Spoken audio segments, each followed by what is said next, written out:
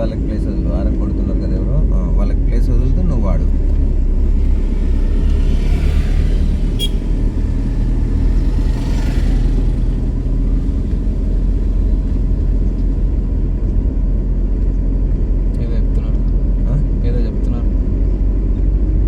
అదే ఎంత పెద్ద కొండ అయినా ఊటీకి కొడైకెనాల్ పోయితే ఒక్కొక్క కొండ 40 కిలోమీటర్ల హైట్ ఉంటాయి అవి.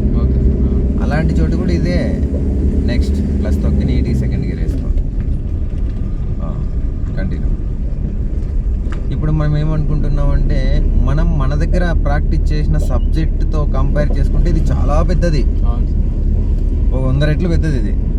దీన్ని ఎలా ఎక్కించాలి, ఎలా దింపాలి అనే సబ్జెక్ట్ మనకు తెలీదు. ఒకసారైనా ఎక్కి దిగితే తప్ప మనకు అర్థం కాదు. అందుకనే నేను ఏమంటున్నా అంటే ఎక్కడైనా ఎంత పెద్దదైనా ఒకటే ఫార్ములాతోనే స్టార్ట్ అవుతుంది. అంటే మనం ఏబిసిడీలు మాత్రం నేర్చుకునేది 26 ఏమో ఉంటాయి అవి కదా. ఆ 26ని యాడ్ చేసుకుంటే పెద్ద పెద్ద పదాలని పలుకుంటూ పోతుంటాం. ఇది కూడా అంతే. అంటే సబ్జెక్ట్ నాకు ఈ చదువు గురించి తెలీదు కానీ సబ్జెక్ట్ చెప్తున్నా అంతే. లోకేష్ సార్ అంతే కదా సార్? నేను ఇది ఎక్కక ముందు అంతా పైకి పోవాలంటే స్పీడ్ పోవాలి కాబట్టి థర్డ్ ఫోర్త్లోనే పోవాలేమో. లేదు, తప్పది. థర్డ్ ఫోర్త్ వేస్తే మనకి బండి రిటర్న్ వెళ్ళిపోతుంది, ఆఫ్ అయిపోతుంది. చాలా ప్రాబ్లమ్ని ఫేస్ చేయాల్సి వస్తుంది మనం. ఇప్పుడు చూడండి, మనం సెకండ్ గేర్లో పోతున్నాం. ఏం ప్రాబ్లం అనేది మనకు అస్సలు కనపడడం లే.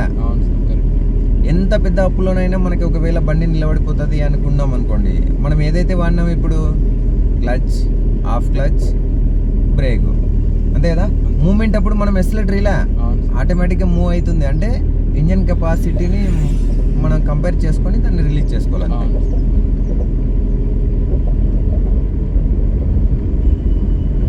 ఎప్పుడైతే బండి వెనక్కి పోతుందంటే అది ఆల్రెడీ మనకు తెలుసు. వెనక్కి పోకుండా దాన్ని బ్యాలెన్స్ ఎలా చేయాలి మీకు క్లియర్గా అర్థమైంది. బ్రేక్ వేసినప్పుడు ఇంకా వెనక్కి పోదు సార్. ఇంకా బ్రేక్ ఎలా పోతుంది? పోదు.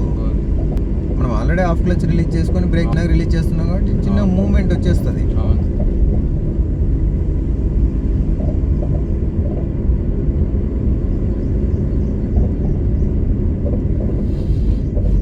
సార్ స్ట్రైట్ పోనీ.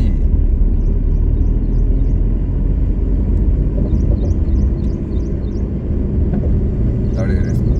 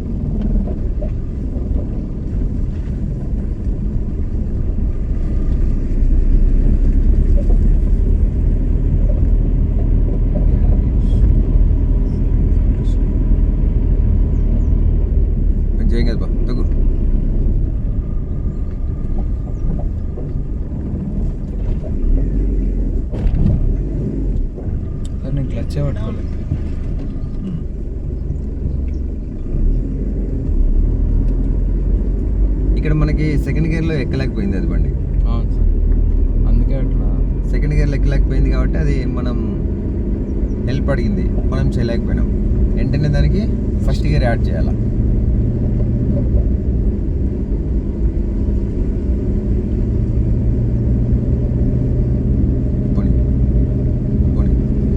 సెకండ్ గేర్ వేసుకో. వెంటనే ఇంత లేట్ ఉంటే కాదు సంసారం. కొన్ని సిచ్యువేషన్లలో స్పీడ్ చేయాల్సి వస్తుంది. చూడు, ఈడ నేర్చుకుంటున్నారు వాళ్ళు కారు. ఎక్సలెంట్ దొక్కితే ఇంకా నేర్చుకున్నట్టే. ఇంకా దొక్కు.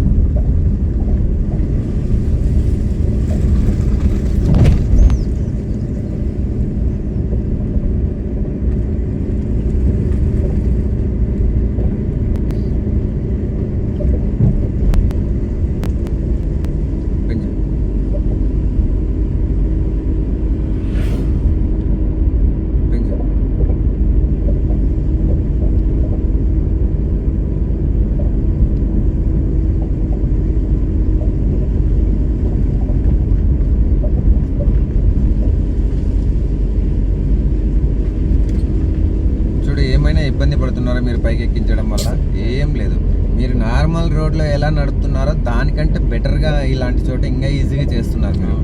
మరి అంతే.